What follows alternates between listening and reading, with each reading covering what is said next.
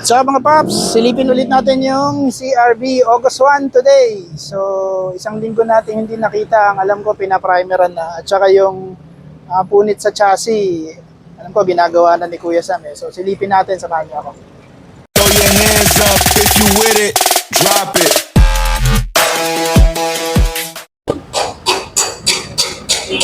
So ayun, CRV natin. Kuya, kamusta? Kuya Sam.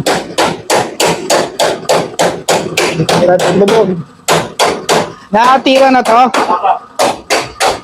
Ito yung punit sa chassis. Ito yun. Ito. Ito rin. Bulok.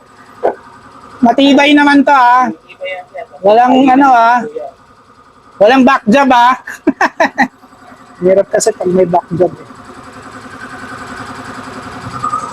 Okay. Eto, nakaskas na. Kumusta? Ano nangyari sa'yo? Muntik. One time. Na one time? Ano yan? Dulas? Di naman laseng. Di naman. Papunta ka rito nun no? Aso, iniwasan mo. Yan, mahirap. Saan nadali? Dito? Tipolo po. Taga Antipolo ka ba? Papaparap po ito. Papasok po. Ayun lang. Ayun, laki niyan man. Sakit niyan. Kaya ako, dahan-dahan lang ako sa motor Puta, nakakatakot kasi. Okay. Buti na ibaba ni Chokoy.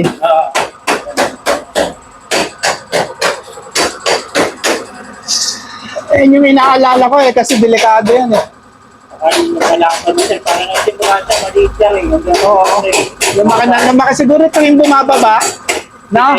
Napepuwersa, tapos naitutulak ng May tutulog sa pinakaya.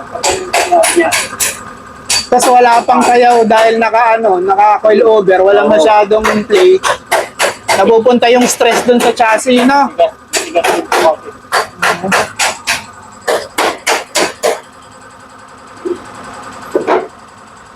Eto, bubong naman. Tapos next week, ka na? Pa-primer ka na? Sana wag umulan, no? Unahin natin yung bumaprimeran. Oo, kasi yan yung lumolobo, no?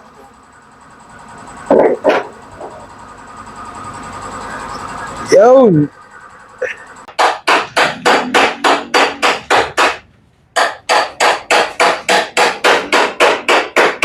Ito, na-is-is na rin. Nabugaan na ba to? Wala pa. Spot lang. Iba po yung pa-primer natin. Oo.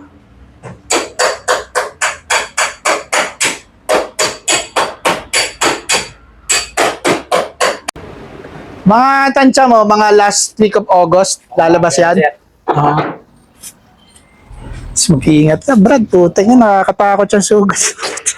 Paano yan? Nagmamotor ka pa rin pa uwi? Kaya naman po pa. Kaya?